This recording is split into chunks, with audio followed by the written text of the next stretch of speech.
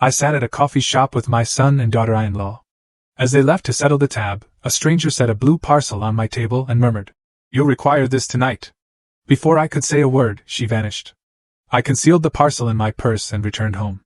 Upon its eventual unveiling.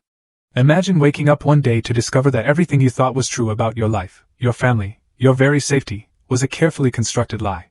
What if the person you trusted most, your own son, was actually involved in a terrifying conspiracy that cost you everything? That's my story. And let me tell you, it's a hell of a story. It all started on a crisp autumn afternoon in rural Vermont. The air smelled of cinnamon and burnt coffee, a scent I'd come to love over the years. Outside, the maple trees were ablaze with red and orange, and for a moment, the world felt peaceful. My son, Timothy, and his wife, Diane, sat across from me in our favorite cafe. Diane, with her perfectly manicured nails, stirred her latte with an almost unsettling precision. "Mom," she said, her voice a little too sweet, "you really should consider selling the farmhouse. It's far too much space for one person." I just smiled, that polite, weary smile I'd perfected over the past year. "I'm managing just fine, dear." Timothy, my 42-year-old son, shifted uncomfortably, avoiding my gaze. He had his father's broad shoulders, but none of his backbone. "What Diane means," he mumbled, "is that we're worried about you out here alone, with all those acres to maintain." I looked at them. "Your father and I maintained that farm for 37 years, I said softly. "I think I can handle it a while longer." The conversation died there, as it always did when I mentioned Mark. My husband. Dead for nearly a year. Or so everyone believed. His car had been pulled from Eagle Lake last November, submerged and empty. No body. The police called it an accidental drowning. "Strong current," they'd said. "Bodies sometimes never surface." I'd buried an empty coffin. "We should get the check," Diane announced, standing abruptly. She always did that when things got uncomfortable. She pulled Timothy away, their heads bent in whispered conference. They did that a lot lately, talked about me when they thought I couldn't hear. At 64, I'd learned that being a widow made people treat you like fragile glass, ready to shatter. I was reaching for my purse when she appeared. So suddenly, I startled, knocking my water glass. She was perhaps 50, with steel-gray hair pulled into a severe bun, and eyes that seemed to see right through me. She wore a dark coat despite the cafe's warmth and carried nothing but a small blue box, about the size of a hardcover book. "Mrs. Whitmore." It wasn't a question. It was a statement. My heart began to pound. "Yes?" I managed. She placed the blue box on the table between us. Her fingers, I noticed, were trembling slightly. "You'll need this tonight." "I'm sorry." "What?" "I don't understand." 11:15. Her voice was a bare whisper, urgent and afraid. "Answer it when it rings. And Mrs. Whitmore, trust no one." Before I could form another question, before I could even ask who she was, she turned and walked swiftly toward the exit, disappearing into the street crowd as if she'd never existed. The blue box sat on the table, innocent and threatening all at once. I glanced over at Timothy and Diane. They were still at the counter, oblivious.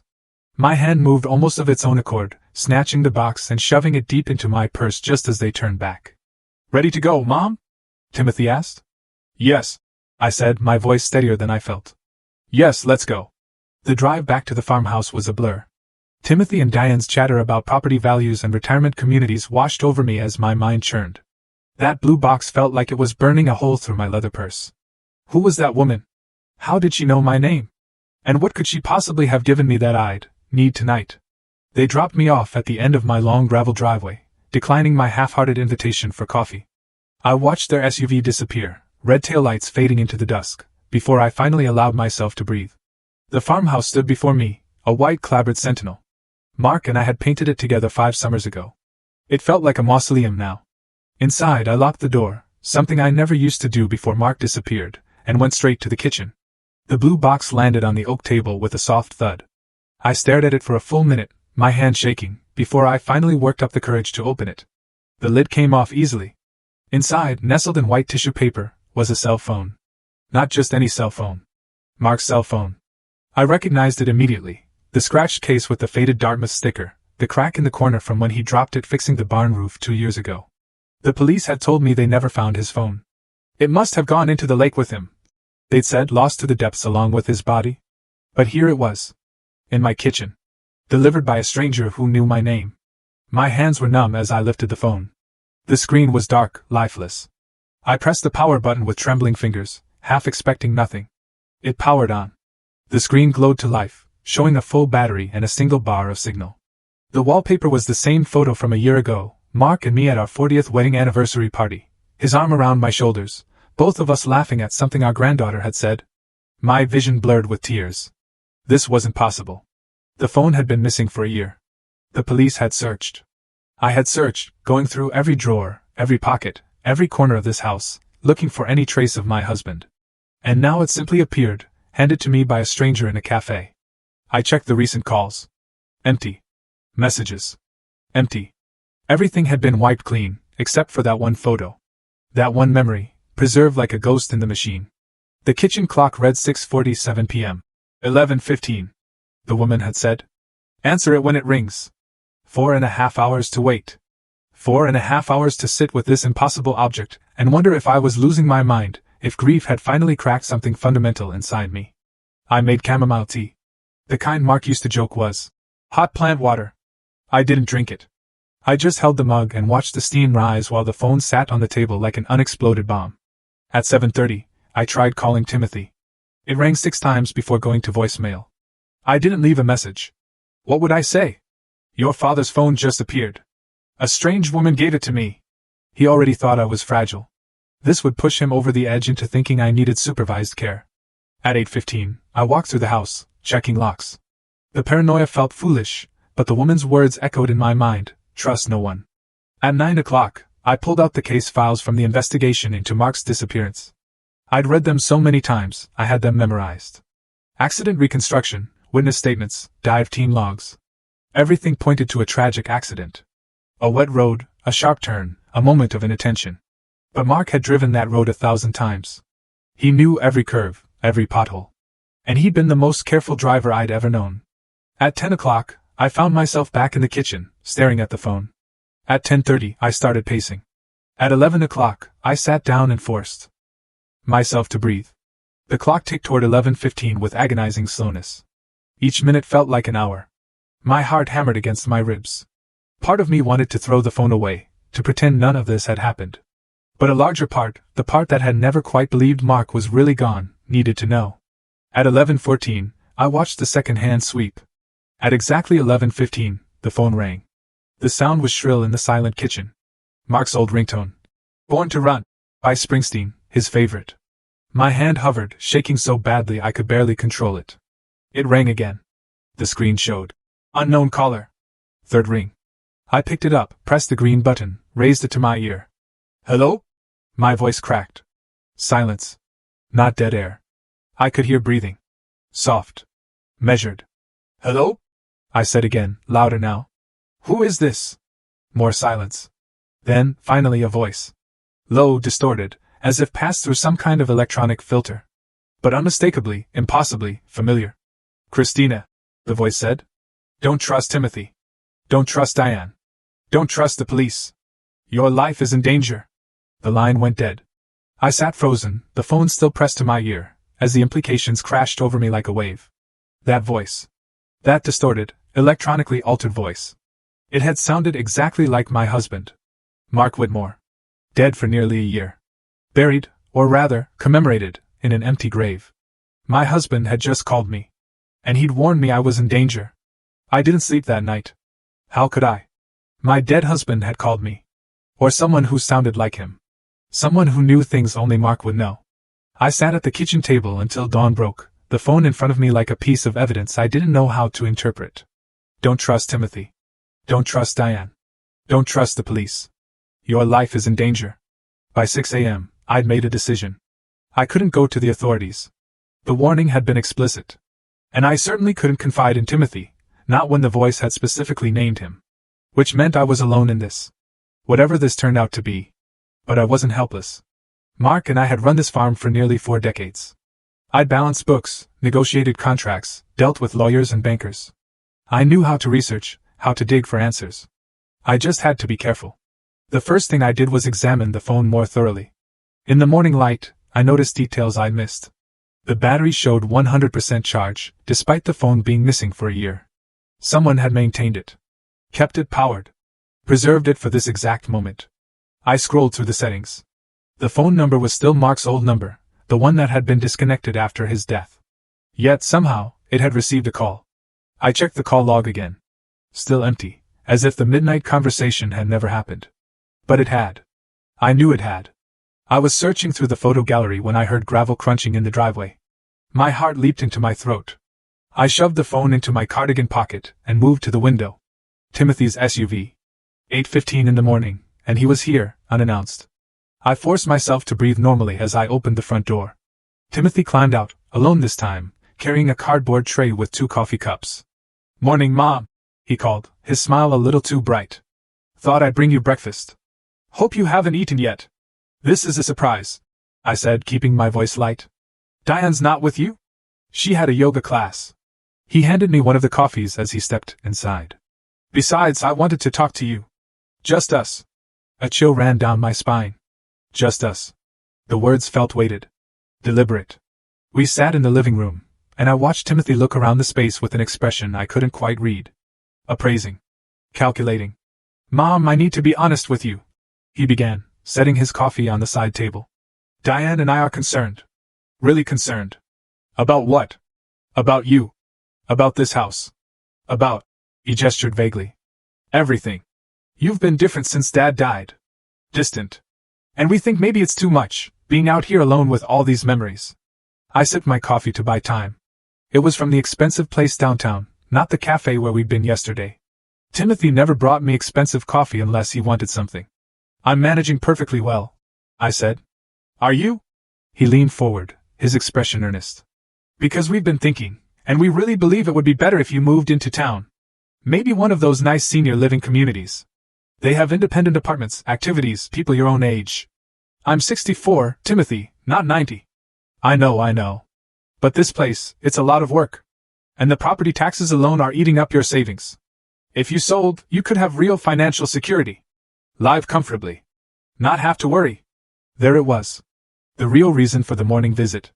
"The farm isn't for sale," I said firmly. Timothy's jaw tightened. "Mom, be reasonable. You can't keep it running by yourself. The fields are going. The barn needs repairs.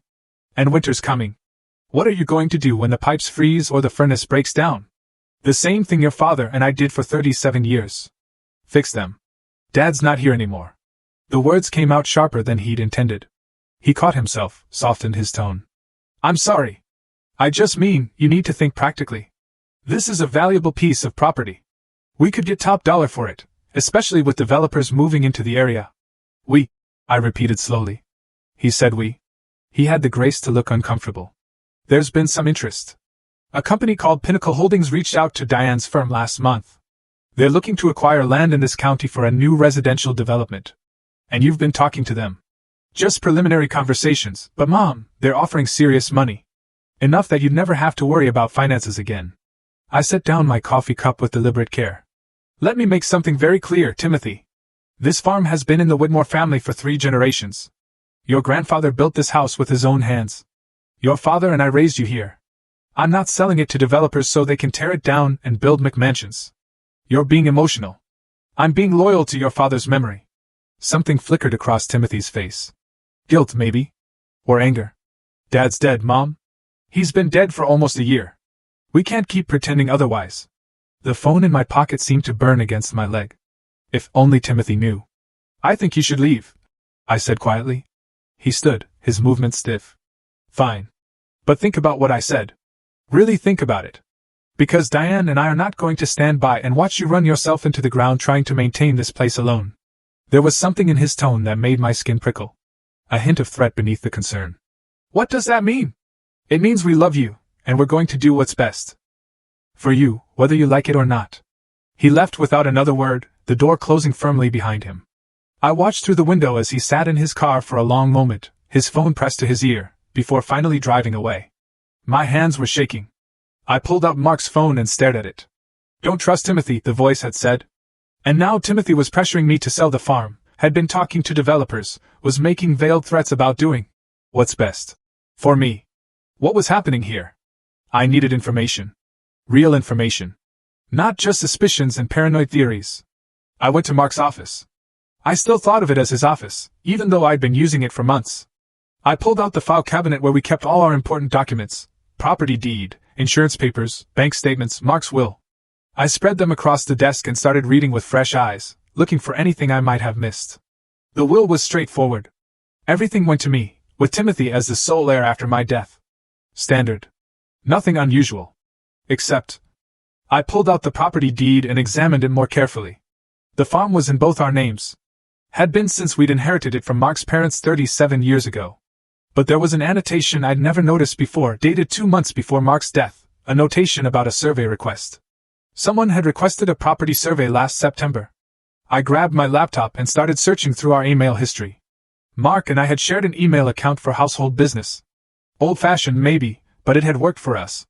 I searched for survey, property, and Pinnacle. 3 emails popped up. The first was from a company called Boundary Line Surveyors, confirming an appointment for September 15th of last year. The second was a receipt for their services, paid in full. The third was from an email address I didn't recognize, pembroke@pinnacleholdings.com. Subject line, Whitmore Property Preliminary Assessment. I opened it with trembling fingers. Mr. Whitmore, thank you for your inquiry regarding the potential sale of the Whitmore Farm property. Based on the survey results and current market conditions, we would be prepared to make a preliminary offer in the range of $2.8 to $3.2 million for the full 40 acres, pending environmental assessment and zoning approval. As discussed, we would require certain assurances regarding family consent prior to moving forward. Please advise on the timeline for securing necessary agreements. Best regards, Richard Pembroke, Acquisitions Director, Pinnacle Holdings. The email was dated September 28th, 6 weeks before Mark's car went into Eagle Lake. My husband had been negotiating to sell our farm. Without telling me. I sat back in the chair, my mind reeling. This couldn't be right. Mark would never. We'd always made decisions together. Always. He knew how much this place meant to me. To our family history. Unless I didn't know Mark as well as I thought I did. My actual phone, buzzed. A text from Diane. Hi Christina. Just wanted to check in. Timothy mentioned you seemed upset this morning. Everything okay? We're here if you need anything. XO. The timing felt calculated. Timothy had probably texted her the moment he left. I didn't respond.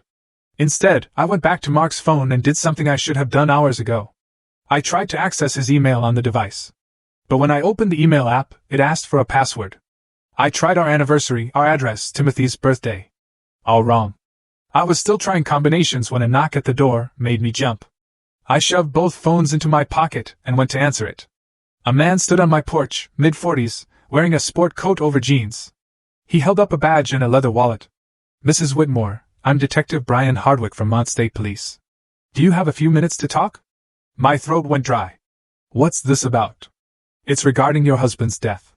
We've received some new information, and I need to ask you a few questions. May I come in? Every instinct screamed at me to refuse. Don't trust the police, the voice had said. But refusing to talk to a detective would look suspicious. Would draw exactly the kind of attention I couldn't afford. Of course. I heard myself say, stepping aside. Detective Hardwick had kind eyes and a patient manner that probably put most people at ease. It had the opposite effect on me. We sat in the living room, and he pulled out a small notebook. I apologize for the intrusion. He began. I know this must be difficult. Revisiting everything. But we've been reviewing cold cases, and something came up regarding the accident last November. What kind of something? A witness has come forward.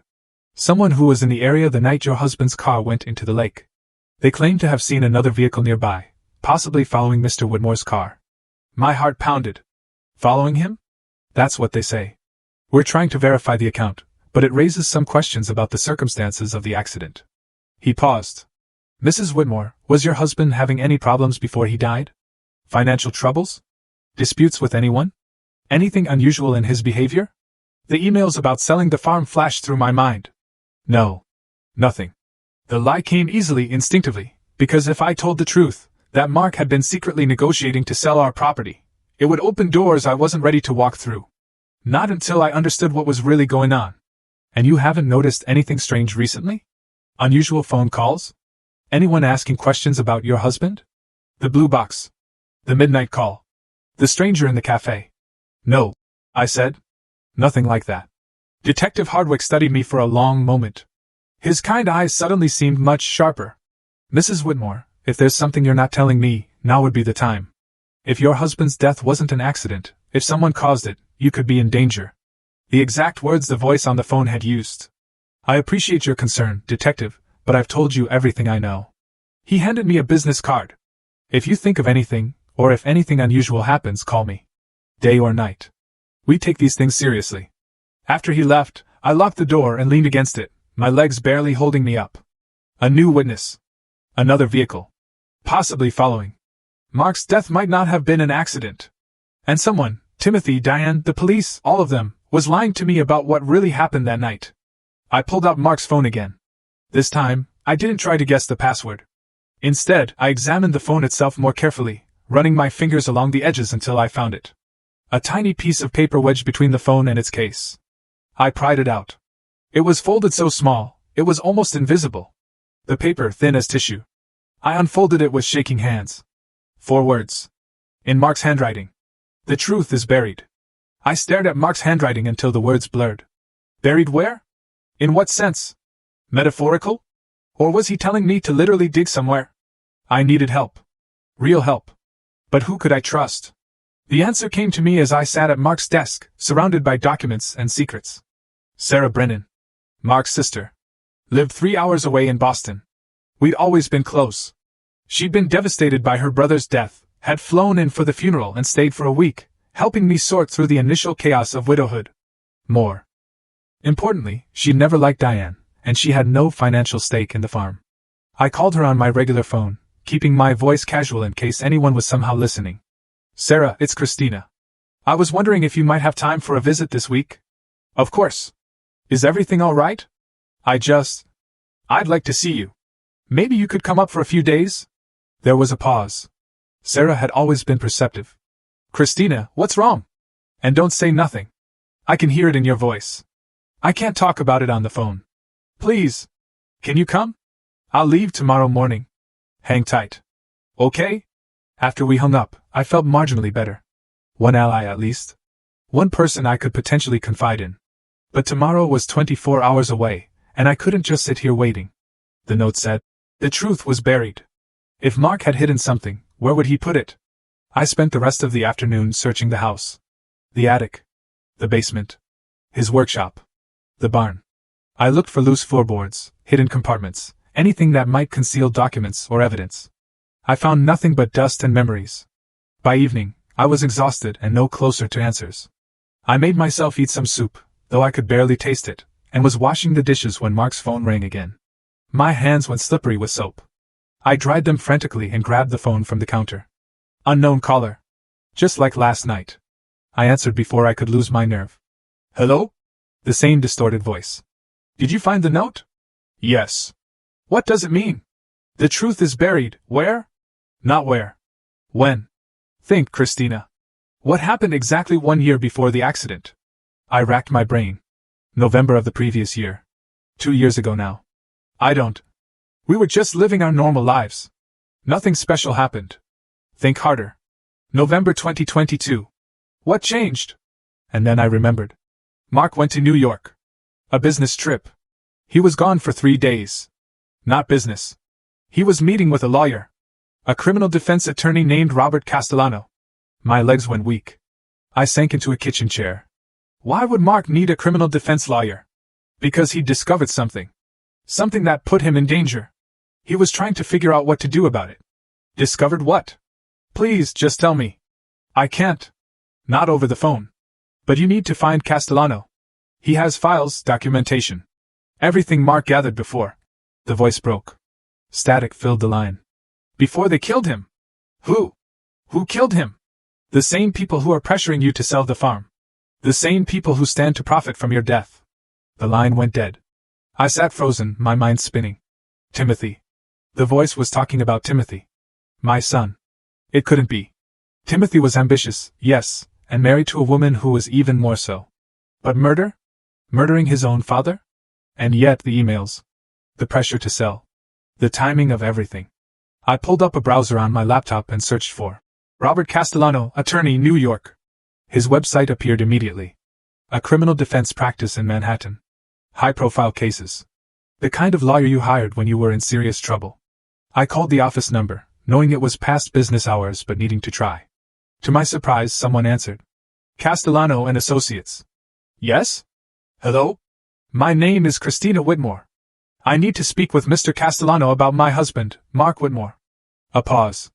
I'm sorry, ma'am, but Mr. Castellano doesn't typically discuss client matters with family members without. My husband is dead. He died a year ago, and I think his death is connected to whatever he hired Mr. Castellano for. Another pause. Longer this time.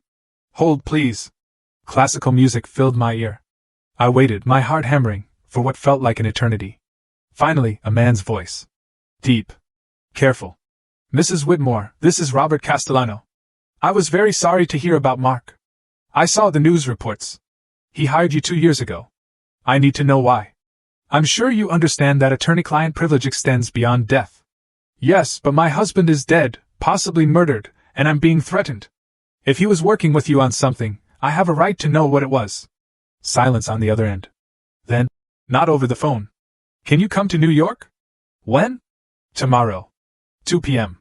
Come alone, Mrs. Whitmore. Don't tell anyone where you're going. He hung up before I could respond. I sat staring at the phone, my mind reeling. New York tomorrow. The same day Sarah was supposed to arrive. But this couldn't wait. Whatever Mark had discovered, whatever had gotten him killed, the answers were in that lawyer's office. I was booking a train ticket online when I heard a car in the driveway. My stomach clenched. I shoved Mark's phone into my pocket and went to the window. Diane's car. Alone. This was unusual. Diane never came to the farm by herself. She always brought Timothy. Used him as a buffer. I opened the door before she could knock. Diane. This is unexpected. She smiled, but it didn't reach her eyes. She was dressed in what I'd come to think of as her lawyer armor, expensive suit, heels, hair pulled back severely. Hi, Christina. I hope I'm not intruding. I wanted to talk to you about this morning. Timothy already said everything that needed saying. Did he? She stepped past me into the house without waiting for an invitation. Because I'm not sure he made our position entirely clear. Our position. Not his. We stood in the living room, and I noticed how Diane's eyes swept across the space, cataloging, assessing, looking at my home the way a realtor might. Timothy told me you were upset when he mentioned selling. Diane continued. I understand this is an emotional topic, but Christina, we need to be realistic here. I am being realistic. The farm isn't for sale. Even if keeping it means losing everything else? The words hung in the air like a threat. What does that mean? Diane sat down on the sofa, crossed her legs with deliberate grace. It means that maintaining this property is expensive. Property taxes, utilities, insurance, repairs. And your income is limited. I'm managing fine. Are you? Because I've been reviewing your financial situation. You've been. She looked up from her phone, her expression sympathetic in a way that felt calculated.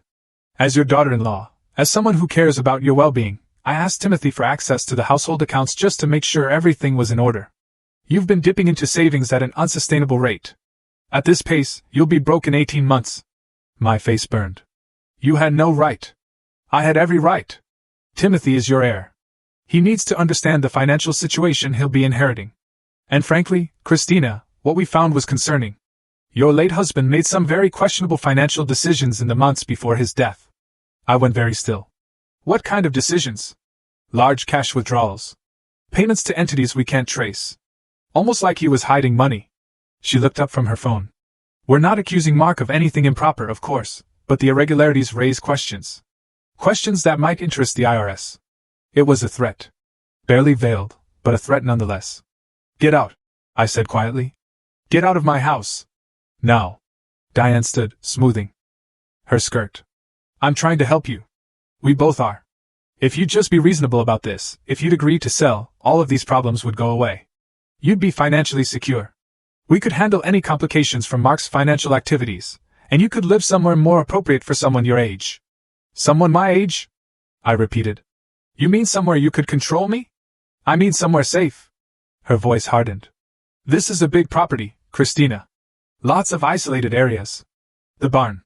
The woods. That old well behind the north field. Accidents happen on farms, especially to elderly people living alone. The room felt like it was tilting. Are you threatening me? Of course not. I'm worried about you. She headed for the door, then paused. Oh, one more thing. We've been in contact with an elder care attorney. Did you know that in Vermont, family members can petition for guardianship if they believe a loved one is no longer capable of making sound decisions? It's a legal protection, really, to prevent elderly people from being taken advantage of. My blood ran cold. You wouldn't. We would if we had to. If we felt you were putting yourself at risk. Making irrational choices. Refusing help. She smiled that empty smile again. Think about it, Christina. Think about what's best for everyone. We'll give you a week to decide about the sale. After that, well, we'll have to explore other options. She left, her heels clicking across the porch, and I locked the door behind her with shaking hands. They were going to declare me incompetent. Take away my rights, my home, my autonomy. And there was nothing I could do to stop them. They had lawyers, money, and apparently, evidence of Mark's questionable financial decisions. I pulled out Mark's phone and stared at it. The cash withdrawals. The payments to untraceable entities. That wasn't hiding money. That was paying for something. Paying someone. Paying a lawyer in New York, maybe. Paying for information. Paying for protection. I went back to the computer and pulled up our bank statements from 2 years ago. There they were. Withdrawals of $5,000, $8,000, $12,000 over the course of 6 months. All marked as cash withdrawals from our savings account. All ending 1 week before Mark died. He'd been investigating something. Something big enough to require a criminal defense attorney. Something that had gotten him killed. And whatever it was connected to this property. I looked out the window at the 40 acres of fields and forest, the barn silhouetted against the darkening sky, the woods stretching toward the hills beyond. What was buried here? What had Mark found? My phone. My regular phone buzzed. A text from Timothy. Mom, Diane told me about your conversation. Please don't make this harder than it has to be. We love you. I deleted it without responding. Then I went upstairs to my bedroom and started packing a bag. Train to New York in the morning. Meet with Castellano at 2. Find out what Mark knew. I was folding clothes into a small suitcase when I heard something that made my heart stop. Footsteps on the porch. Heavy footsteps. Slow and deliberate. I moved to the window and looked down. A figure stood in the shadows near my front door. Dark clothes, face obscured. They weren't knocking. They were just standing there. Waiting. I grabbed my phone to call 911, then remembered. Don't trust the police. The figure moved, stepping into the pale light from the porch lamp. I couldn't see the face clearly, but I could see enough. The build. The posture. The way they stood with hands in pockets, weight shifted to one leg. It was exactly how Mark used to stand. The figure raised one hand in a small wave, then pointed toward the barn, and walked away into the darkness. My hands were trembling so badly I could barely hold the phone. That couldn't have been Mark. Mark was dead. I'd seen the car pulled from the lake. I'd sat through the funeral. I'd spent a year grieving. But that gesture, that wave. I'd seen it 10,000 times in 40 years of marriage. Mark's phone buzzed in my pocket. A text message this time, from no number. The barn. Midnight. Come alone. Trust no one else. I looked at the clock. 11:47 p.m. 13 minutes. I stood at my bedroom window, watching the seconds tick by. 11:52. The barn was a dark shape against the darker sky, its familiar silhouette suddenly menacing. This was insane. Walking out to an isolated barn at midnight to meet someone who might, or might not be my dead husband. It was exactly the kind of thing people did in horror movies right before they died. But what choice did I have? Every instinct screamed that the answers were out there, in that barn where Mark had spent countless hours, where he'd taught Timothy to drive the tractor, where we'd stored 50 years of family history. I grabbed a flashlight from the nightstand drawer and headed downstairs, moving quietly, even though I was alone. At the kitchen door, I paused. Some practical part of my brain insisted I needed protection, something I could use to defend myself if this was a trap. The problem was, I'd never owned a weapon in my life. Mark had kept a hunting rifle once, years ago, but he'd sold it when Timothy left for college. There were tools in the mudroom, a hammer, a wrench, but the thought of actually using them against another person made me feel sick. Instead, I grabbed my phone, my regular phone, and set it to record audio. If something happened to me, at least there would be evidence. 11:58. I stepped out into the November night. The cold hit me immediately, cutting through my cardigan. I should have grabbed a coat, but it was too late. The barn was 100 yards away, across the gravel parking area and past the old vegetable garden. I'd walked this path thousands of times. Never once had it felt threatening. Tonight, every shadow seemed alive with danger. The barn door was slightly ajar, which was wrong. I always kept it closed to keep animals out. A faint light glowed from inside. Not electric. Something softer. A lantern, maybe? Hello? I called out, my voice barely above a whisper. No answer. I pushed the door open wider and stepped inside. The interior was exactly as I remembered it, stalls along one wall, Mark's workbench at the far end, the old tractor that no longer ran parked in the center. The light came from a battery-powered camping lantern sitting on the workbench, casting long shadows across the space. And standing beside the workbench, half in shadow, was a man. My breath caught. From this angle, in this light, he looked exactly like Mark. Same height, same build, same way of standing with hands clasped behind his back. Mark? The word came out broken. The figure stepped into the light. It wasn't Mark. But the resemblance was striking. Close enough to be his brother, though Mark had only one sibling, Sarah, and she was very much female. This man was perhaps 50, with Mark's broad shoulders and sharp jawline, but his face was harder, more weathered. There was a scar running along his left cheekbone. Who are you? I demanded, anger replacing fear. Why are you doing this to me? My name is David Hall, he said. His voice was different from the distorted one on the phone. Rougher, with a slight accent I couldn't place. And I'm doing this because your husband asked me to. Mark is dead. I know. I was there. He moved closer, and I saw his eyes were red-rimmed, exhausted. I was the one driving the other car that night. The one the witness saw. Following him. My legs went weak. I grabbed the edge of the workbench for support. You killed him? No. The word was fierce, pained. I was trying to protect him. We both were. Both? He pulled something from his jacket pocket. A wallet. He flipped it open to show me a badge and an ID card. Federal Bureau of Investigation. Mark came to us 2 years ago, Hall said. He'd discovered something about this property, something that put him in danger. I was assigned to his case. I stared at the badge, my mind refusing to process this. The FBI? Why would the FBI care about a family farm in Vermont? Because it's not just a farm, Mrs. Whitmore. Under your property, specifically under the north field near the old stone wall, there's a natural cave system. And in that cave system, someone has been storing something very valuable. Very illegal. The world tilted. What are you talking about? Hall moved to the workbench and pulled out a folder that had been hidden beneath some tools. About 18 months ago, your husband noticed some unusual activity on the property. People hiking through your woods at odd hours. Tire tracks where there shouldn't be any. He started investigating on his own, which was dangerous and foolish, but understandable. He handed me the folder. Inside were photographs, night vision images of men carrying boxes through woods I recognized as mine. Close-ups of the cave entrance, hidden behind the old stone wall. And most damning, photos of Timothy and Diane meeting with men I didn't recognize in parking lots, passing envelopes back and forth. Your son, Hall said quietly, discovered the cave system about 5 years ago. He's been renting it out to a drug smuggling operation. They use it as a storage facility. Drugs come up from the south, get stored here temporarily, then distributed throughout New England. I couldn't breathe. Couldn't think. Timothy. My son. A criminal. You're lying. I wish I was. Your husband found evidence of the operation. He came to us. Agreed to cooperate, help us build a case. We were close, Mrs. Whitmore. So close to making arrests. And then, his voice broke. Then someone inside the investigation tipped them off. We think it was local law enforcement. Maybe Detective Hardwick. Maybe someone else. Mark was compromised. They knew he was working with us, so they killed him. They made it look like an accident, forced his car off the road into the lake. I was following in an unmarked vehicle, trying to protect him, but I was too far back. By the time I got there, he stopped, composed himself. I couldn't save him. I couldn't even prove it was murder. The local police handled the investigation, declared it accidental. Case closed. I sank onto an old wooden stool, my mind reeling.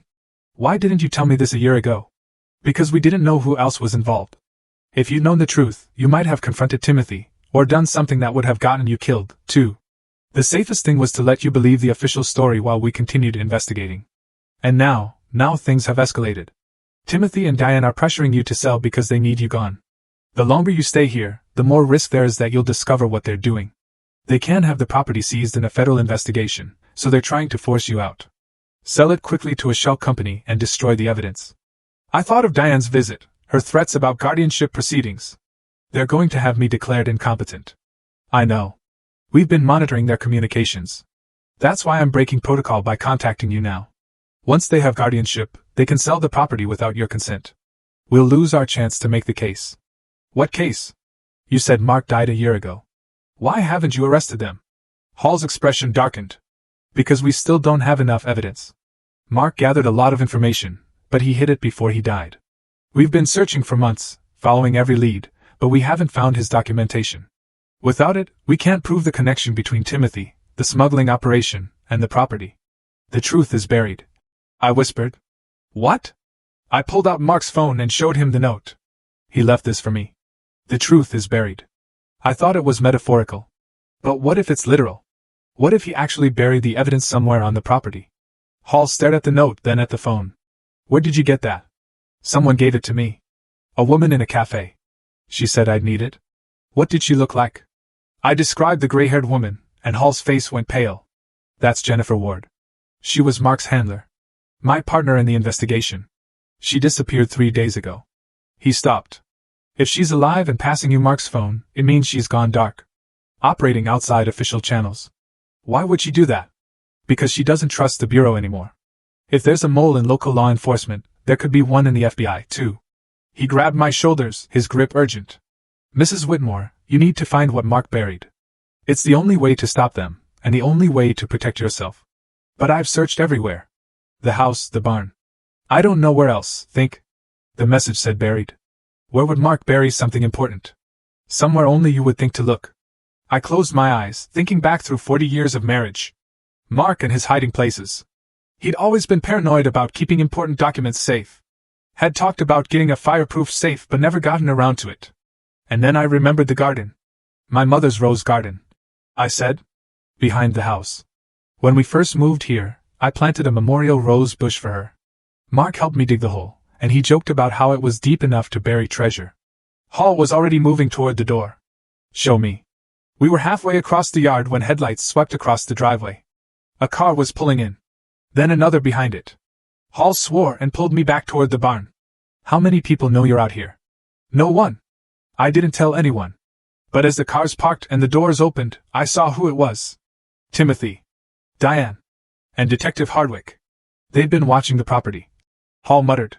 They must have surveillance cameras hidden somewhere. We ducked back into the barn, and Hall pulled out his phone. I'm calling for backup, but they're at least 20 minutes away. Timothy's voice carried across the yard. Mom, we know you're out here. Your bedroom light's been off for 10 minutes, and we saw you walk to the barn. Diane's voice sharper. Christina, stop being ridiculous. We're here to help you. Detective Hardwick. Mrs. Whitmore, I need you to come out. We need to talk about your mental state and some concerning behavior that's been reported. I looked at Hall. What do we do? You need to get to that garden and find what Mark buried. I'll distract them. They'll arrest you. Or worse. I'm a federal agent. They can't. But he stopped. And I saw the fear in his eyes. If Hardwick was corrupt, if Timothy and Diane were willing to kill Mark, what would they do to an FBI agent who was investigating them? Timothy was closer now. Mom, please. We're worried about you. Diane told us you were acting paranoid, talking about Dad being alive. We think you need help. Professional help. They were going to have me committed. Take me away tonight. Claim I was having a breakdown. And by the time anyone questioned it, the property would be theirs. Hall handed me his flashlight. Back door of the barn. Head for the garden. Dig at the base of your mother's rose bush. Whatever you find, take it and run. Get to the road, flag down a car. Get somewhere public. What about you? I'll be fine. Go. Now. I ran. Behind me, I heard Hall step out the front of the barn. Federal agent. Nobody move. Shouting. Timothy's voice. What the? I didn't wait to hear more. I slipped out the back door and ran through the darkness toward the house, my flashlight beam bouncing wildly. The rose garden was on the east side. A small plot we'd fenced off years ago to keep deer out. I could hear shouting from the barn. A crash.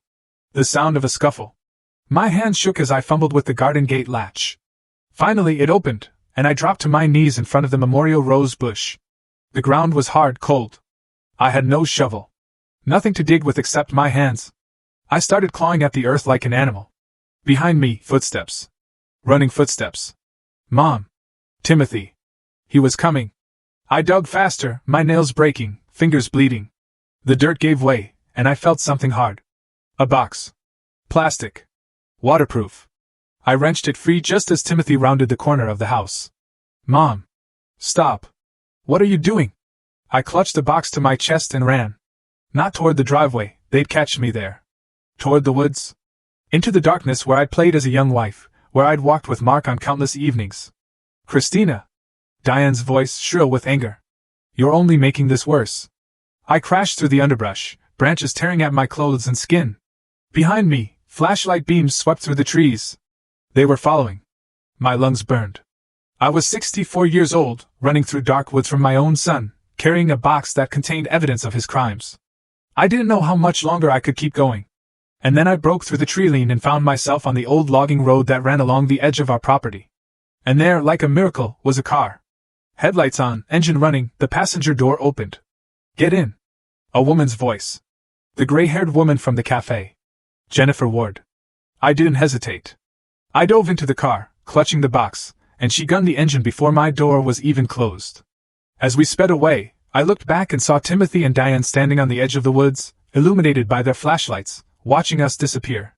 Ward looked at the box in my lap. Is that it? Mark's evidence? I think so. Then we have a chance. But Christina, you need to understand something. Your son just saw you take that box. He knows what it contains, and he's going to do whatever it takes to get it back. Where are we going? Somewhere safe. Somewhere we can open that box and figure out exactly what Mark died trying to protect. She handed me her phone, where a mirrored feed of Timothy's messages was open. On the screen was a text message just received from an unknown number. You have 24 hours to return the documents, and convince your mother to sell. If you don't, we eliminate all loose ends. That means you, the FBI agent, and anyone else who knows about the operation. Your choice, Timothy. Family or prison. My son had 24 hours to choose between saving me and saving himself. And I had no idea which he would choose. Jennifer Ward drove us to a motel 40 miles away, a shabby roadside place where nobody asked questions if you paid cash. We sat in room 117, the box from Mark's grave between us on the stained carpet. And for a long moment neither of us moved to open it. Before we look, Ward said quietly, you need to understand what opening this means. Once we see what's inside, once we know what Mark found, there's no going back. People have died for this information. My husband died for it. I said. I need to know why. She nodded and carefully pried open the waterproof seal. Inside were 3 items, a USB drive, a leather journal, and a sealed envelope with my name written in Mark's handwriting. My hand shook as I picked up the envelope. Ward busied herself with her laptop, giving me privacy as I carefully opened it. My dearest Christina. It began. If you're reading this, then I'm gone. And you've been smart enough, and brave enough, to find what I buried. I'm so sorry, my love. Sorry for the secrets. Sorry for the danger I put you in. Sorry that I couldn't tell you the truth while I was alive. I discovered what Timothy was doing 18 months ago. I wanted to believe I was wrong. Wanted to think my son couldn't be capable of such things. But the evidence was undeniable. He'd been using our property to facilitate drug trafficking, making hundreds of thousands of dollars while putting our family and our legacy at risk. I confronted him. He cried. Said he'd gotten in over his head with debts from Diane's lifestyle. Promised it was almost over. Like a fool, I believed him. I gave him 2 months to extract himself from the operation. He tried to have me killed instead. The first attempt was subtle. Brake lines on my truck, made to look like mechanical failure. I survived only because I happened to take your car that day. The second was less subtle. A break-in while you were visiting Sarah, where someone searched my office and tried to make it look like a robbery. I knew then that Timothy wasn't going to stop. That's when I went to the FBI. Agent Ward has been my lifeline, and Agent Hall has risked everything to protect both of us. If they're helping you now, trust them completely. On this USB drive is everything. Financial records linking Timothy to the smuggling operation, photographs, recordings of conversations, documentation of the cave system and its use. It's enough to put him in prison for 20 years. But Christina, here's what you need to understand. Timothy didn't do this alone. Diane orchestrated everything. She found the contacts, set up the operation, pushed Timothy into it when he hesitated. And she has connections we didn't know about. Her law firm represents some very dangerous people. That's why the local police can't be trusted. That's why even the FBI has been compromised. The journal contains my personal observations and a detailed account of how I discovered everything. Use it however you see fit. I know this will break your heart. I know you'll want to protect Timothy despite everything, because that's who you are. Kind, forgiving, always seeing the best in people. But please, my love, protect yourself first. Our son made his choices. You don't have to suffer for them. I love you. I have loved you every day of our 40 years together. I'm sorry I won't be there to grow old with you, to see more grandchildren, to take that trip to Ireland we always talked about. Be strong, be smart, and remember, you have always been the toughest person I know, even when you didn't realize it. Forever yours, Mark. Tears streamed down my face as I read the last line. Ward handed me a tissue without comment. He knew, I whispered. He knew Timothy would try to kill him. Yes. And he built this case anyway, because he believed in doing the right thing. Ward pulled up files on her laptop from the USB drive. Mrs. Whitmore, this is incredibly thorough. Financial transactions, dates, times, photographs of meetings. Mark even managed to get recordings of conversations between Timothy and the smugglers. This is everything we need. I wiped my eyes and forced myself to focus. So, what do we do with it? We need to get it to the right people. Not Hardwick. Not the local FBI office. I have a contact in the Boston field office, someone I trust absolutely. If we can get this to him. Her phone rang. She glanced at the screen, and her expression darkened. It's Hall. She put it on speaker. Jennifer. Hall's voice was tight with pain. They broke my arm. I'm at Hardwick Station, supposedly for questioning, but they've made it clear I'm not leaving until Christina returns the evidence. Are you? I'm fine, Ward said. But listen to me carefully. Timothy and Diane aren't working alone. The smuggling operation belongs to a man named Victor Clav. He's not going to wait 24 hours. He's going to force the issue tonight. How? They're planning to go to your sister's house, Sarah Brennan, in Boston. They know you two are close. Think you might have sent her the evidence, or might run to her for help. If they don't find what they're looking for. He didn't finish the sentence. My blood turned to ice. Sarah. I called her just this morning. Asked her to visit. If something happened to her because of me. Ward was already grabbing her keys. We'll warn her. Get her somewhere safe. No, I said. Both of them looked at me. No. This ends tonight. I'm tired of running. Tired of hiding. Tired of letting them control everything. Christina, these are dangerous people. And I'm a dangerous woman when my family is threatened. I picked up Mark's journal, flipping through pages of his neat handwriting. Mark spent months building this case.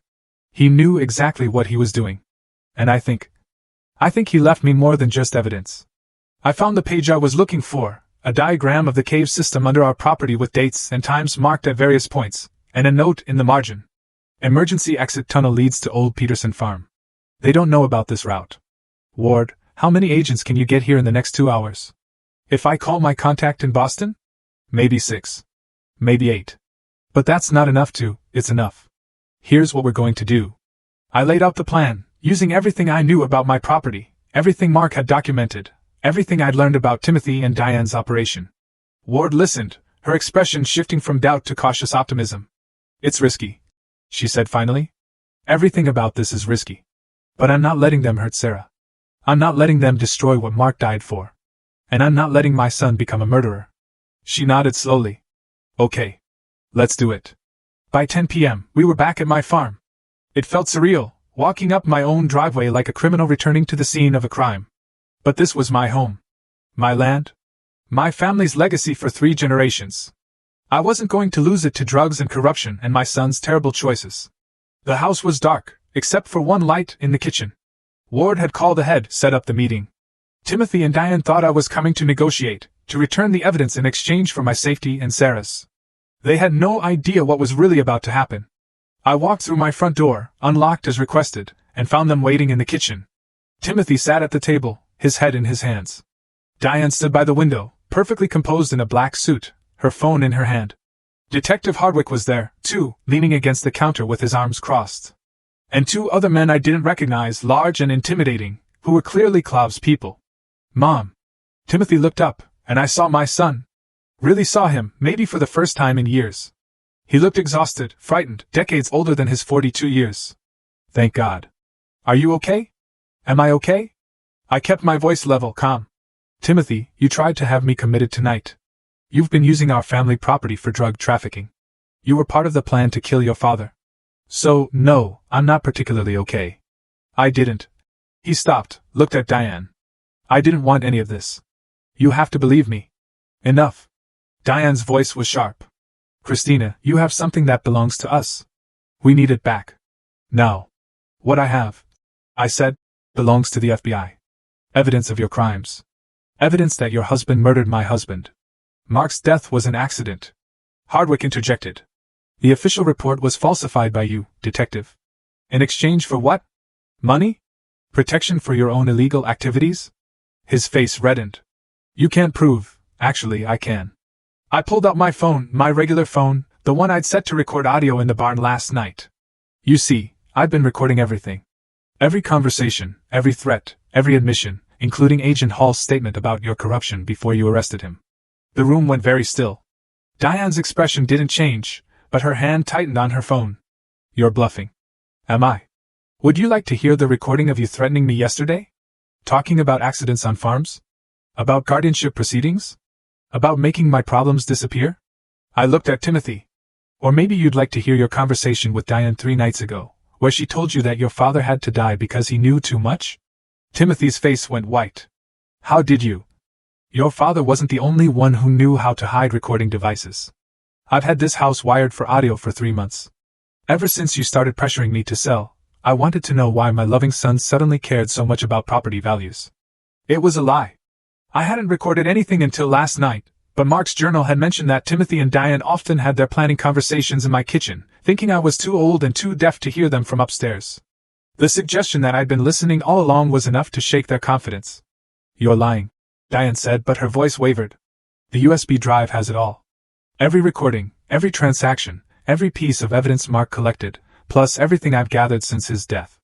And it's not here, before you ask. It's already in the hands of the FBI. One of Clove's men moved toward me. Then you're no use to us. Touch her, and you're on camera. Ward's voice came from the doorway. She stood there with her weapon drawn, and behind her were 6 more agents, all armed. Federal agents. Everyone on the ground. Hands visible. Chaos erupted. Hardwick went for his gun.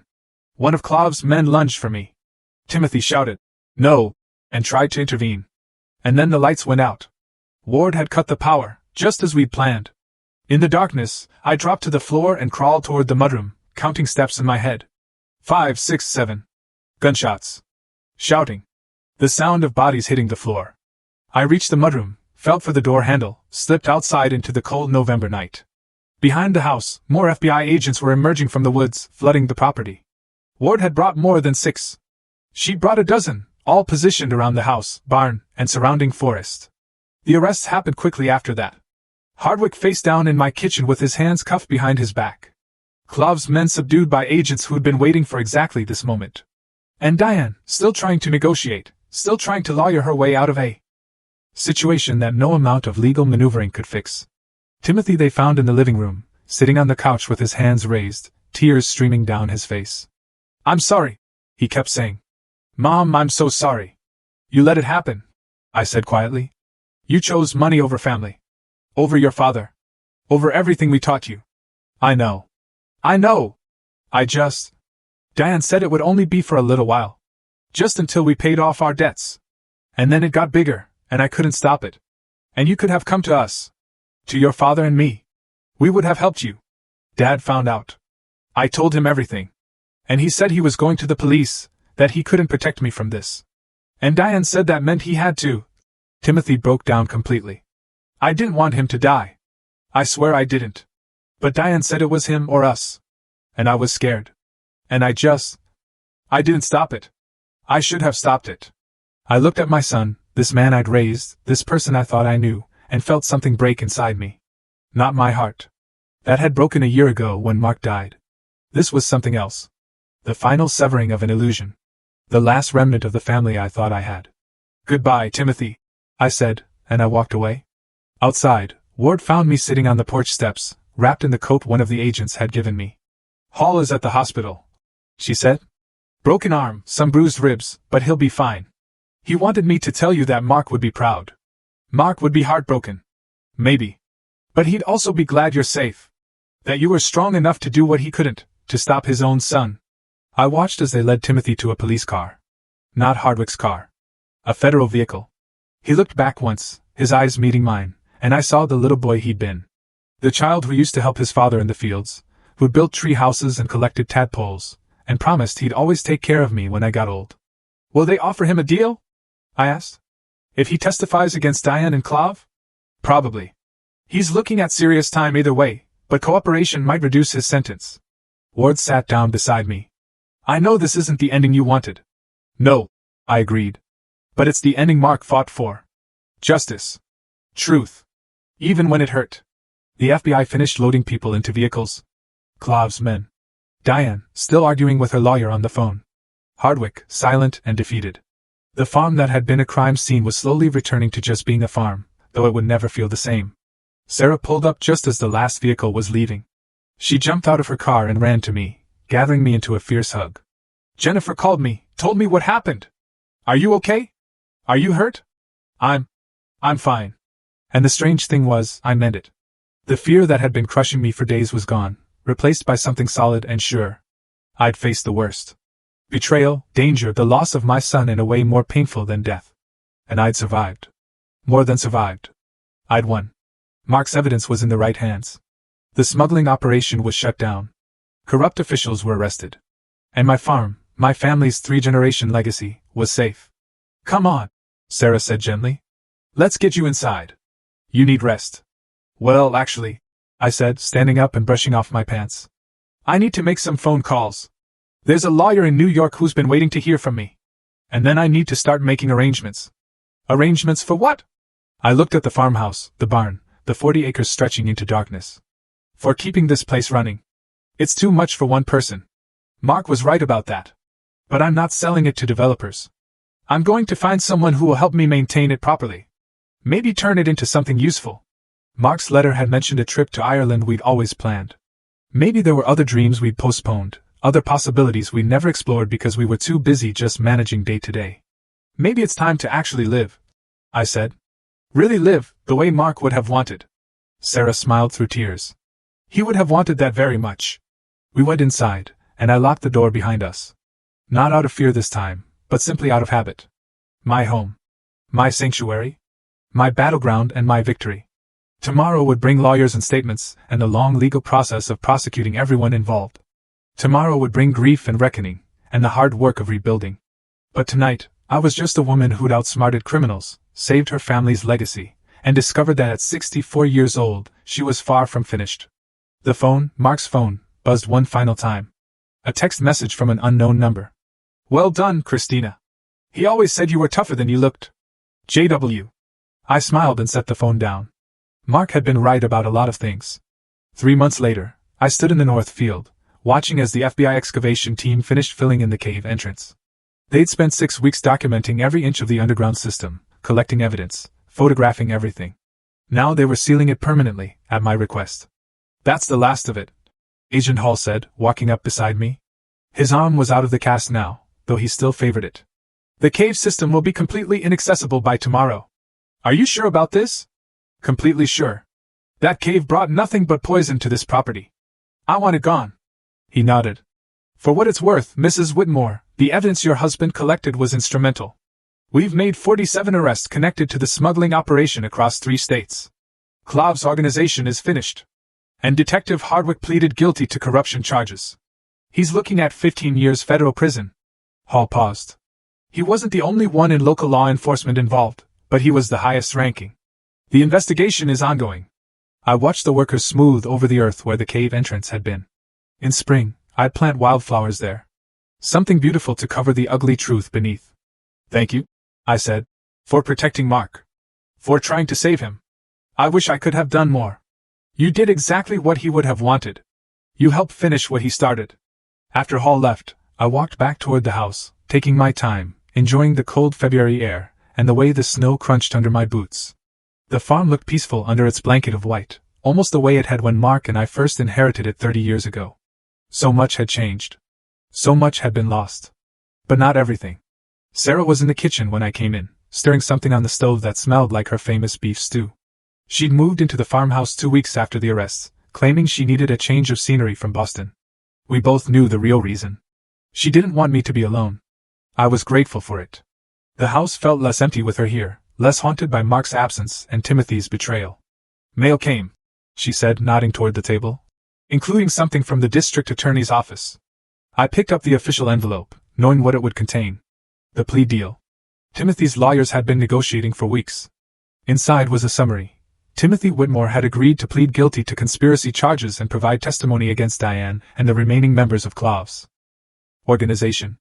In exchange, his sentence would be reduced from 25 years to 12, with the possibility of parole after 8 years. Minimum of 8 years before I might see my son outside of prison walls. There was a handwritten note clipped to the document from Timothy's attorney. Mrs. Whitmore, your son asked me to convey that he understands if you don't wish to visit him. He knows he has no right to ask for your forgiveness, but he wants you to know that he thinks about you every day and he's profoundly sorry for the pain he's caused. I set the letter down carefully. Are you going to visit him? Sarah asked gently. I don't know. Not yet. Maybe someday when… I trailed off. When what? When it hurts less. When I can look at him without seeing Mark's death in his eyes. Maybe someday. For what it's worth, I think Mark would want you to forgive him, eventually. Not forget, but forgive. Mark had a bigger heart than I do. No, Sarah said firmly. You have the same heart. You're just being realistic about how long healing takes. There's wisdom in that. The other letters were easier to deal with. A thank you note from Agent Ward, who'd been promoted for her work on the case. An update from the Historical Society about their interest in documenting the farm's history. And a formal letter from Pinnacle Holdings, withdrawing their offer to purchase the property and apologizing for any inconvenience. I'd learned that Pinnacle Holdings was a shell company owned by Clove's organization. The whole development scheme had been a cover for legitimizing the property transfer and destroying evidence. They'd planned to buy the land, demolish everything, and build their residential community on top of the sealed cave system. It would have worked too if Mark hadn't been the careful, thorough man he was. If he hadn't noticed the small inconsistencies, the odd visitors, the tire tracks where they shouldn't be.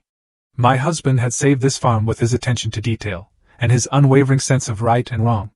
Even knowing it would cost him everything, he'd chosen truth over family loyalty. I wasn't sure I could have made the same choice, but I was grateful every day that he had. A week later, I drove into town for my appointment with Robert Castellano. He'd flown up from New York specifically to meet with me, insisting there were matters we needed to discuss in person. His temporary office was in a converted Victorian house near the town square. He greeted me warmly, his handshake firm, his eyes kind behind wire-rimmed glasses. Mrs. Whitmore, thank you for coming. Please sit. We settled into chairs by a fireplace, and he pulled out a folder I recognized immediately. Mark's file. I've been waiting to give you this until the criminal proceedings were settled, he said. Your husband was not just my client, Mrs. Whitmore. He became my friend. What he was doing, building a case against his own son, took remarkable courage. It broke his heart. I know. He talked about it often. The conflict between doing what was right and protecting his child. Castellano opened the folder. But he wanted to make sure that if anything happened to him, certain provisions were in place. He updated his will through my office 6 months before his death. My breath caught. Updated it how? First, he established a trust. He'd been quietly selling off some investments. Nothing that would attract attention, but enough to create a substantial fund, $230,000. I stared at him. I never knew. He was very discreet. The trust is in your name, with specific instructions for its use. He wanted to ensure that the farm could be maintained properly, that you'd have financial security, regardless of what happened with the criminal investigation. Timothy doesn't know about this. No one knew except Mark and myself. The trust was designed to be invisible until it was needed. And there's more. He pulled out another document. Mark also created a provision that in the event of his death under suspicious circumstances, Timothy would be disinherited entirely. The farm, the property, all remaining assets would go solely to you. With Sarah Brennan as alternate beneficiary, should you predecease her. The paper blurred as tears filled my eyes. Mark had known. Known that Timothy might be behind his death. Known that I'd need protection from my own son's greed. Known that I'd need the means to fight back. He thought of everything. I whispered. He was a remarkable man. He also left you a letter. He gave it to me 2 months before his death, with instructions to deliver it only after all legal proceedings concluded. Castellano handed me a sealed envelope. He said you'd know what to do with it when the time was right. I didn't open the letter until I was back at the farm, sitting in Mark's office with the door closed. Sarah respected my privacy, staying in the kitchen while I carefully broke the seal. My dearest Christina, if you're reading this, then everything I feared has come to pass. Legal matters are resolved, and you know the full truth about Timothy, about the farm, about everything I discovered and tried to stop. I imagine you're angry with me for keeping secrets. You have every right to be. We promised each other no secrets, and I broke that promise. But I need you to understand why. I kept the truth from you because I couldn't bear to break your heart before it was absolutely necessary. You loved Timothy so completely, so unconditionally. Telling you that our son was a criminal, that he was willing to kill his own father, would have destroyed something beautiful in you. That capacity for love, for seeing the best in people. I couldn't take that from you until there was no other choice. I know that by the time you read this, your heart is already broken. I'm sorry, my love. So profoundly sorry. But here's what I need you to know. This isn't the end of your story. You're 64 years old, and you have so much life ahead of you. Don't let Timothy's choices define your future. Don't let my death trap you in grief. The farm is yours now. Truly yours to do with as you wish. If you want to keep it, the trust will help. If you want to sell it and travel the world, do that. If you want to turn it into something completely new, I support that too. What matters is that you live, Christina. Really live. Not just survive or endure, but thrive. Remember our dreams. Ireland in the spring. Learning to paint. Taking cooking classes in Italy. Writing the novel you always talked about. We put those dreams on hold because the farm needed us. Because Timothy needed us. Because there was always something more important. Nothing is more important than your happiness now. Nothing. I've set up the trust so you'll have freedom. Freedom to choose, to explore, to become whoever you want to be in this next chapter. You've spent 40 years being a wife, a mother, a farmer. Now be Christina. Just Christina. And discover what that means. I'll be watching over you, my love, cheering you on. Proud of your strength, your courage, your incredible capacity to keep going even when everything falls apart. You are the strongest person I have ever known. You just don't realize it yet. All my love, forever and always. Mark. P.S. There's one more thing in the trust. A first-class ticket to Dublin. Open-ended, whenever you're ready to use it. We'll take that trip together after all. You'll just have to tell me about it when we meet again. I sat in that office for a long time, crying and laughing, grieving and healing all at once. Mark had given me more than just financial security, or evidence to bring down his killers. He'd given me permission to move forward, to find joy again, to be more than just a widow trapped in the past. Spring came slowly to Vermont that year. The snow melted gradually, revealing the brown earth beneath. And I spent my days planning. Planning the garden I'd plant, the repairs the barn needed, the ways I could make the farm productive again. Sarah and I hired a young couple, Daniel and Rebecca Porter, recently married, passionate about sustainable agriculture, to help run the property. They moved into the small cottage at the edge of the north field, the one Mark's grandparents had built, and threw themselves into the work with an enthusiasm that reminded me of my younger self. The farm began to transform. We converted 10 acres to organic vegetable production. We repaired the barn and brought in chickens, goats, a small dairy cow. We started a farm stand on the road, selling produce to locals and tourists. It would never be what it was in Mark's time. But it was becoming something new, something vital, something that honored the past while reaching toward the future. On a warm day in May, I finally went to see Timothy. The federal prison was 3 hours away, a sprawling complex of gray buildings surrounded by fences.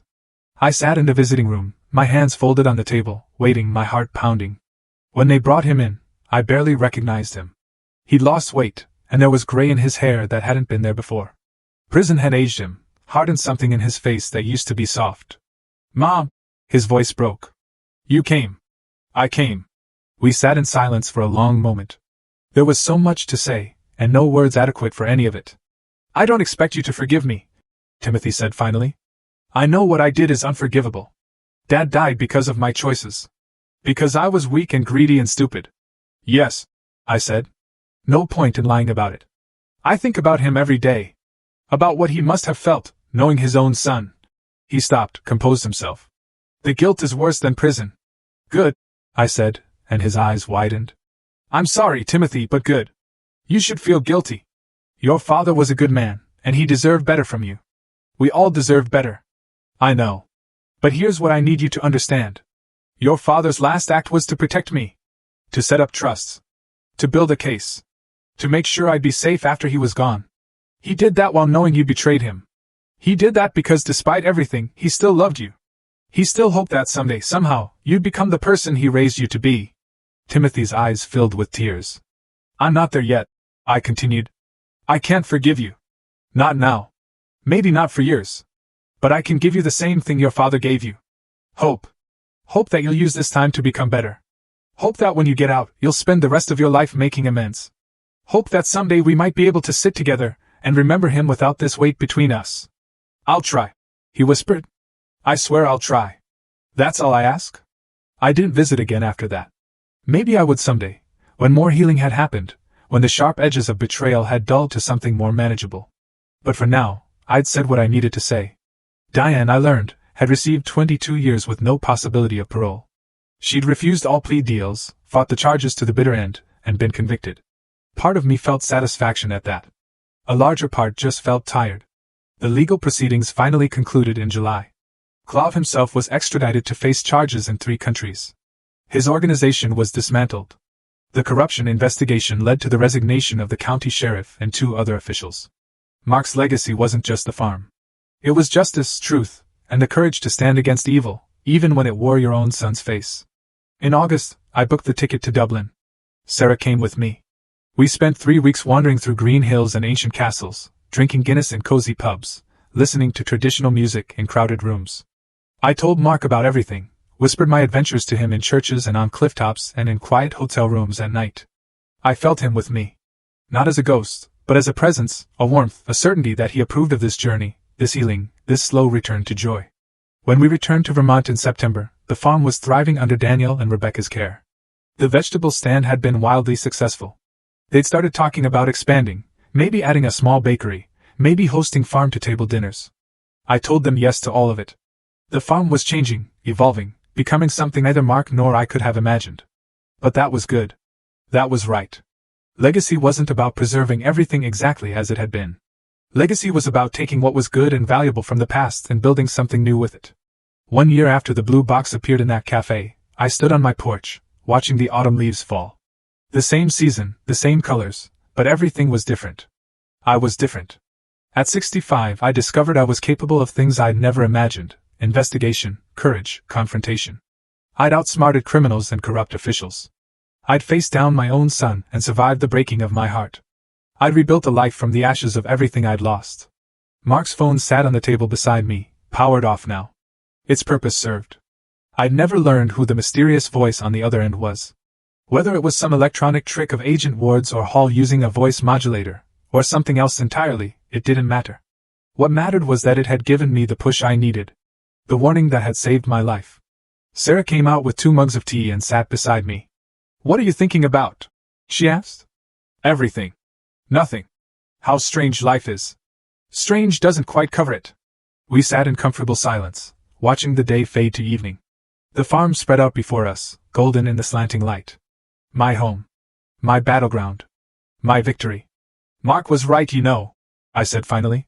"I am strong. I just never knew it." "He always knew," Sarah replied.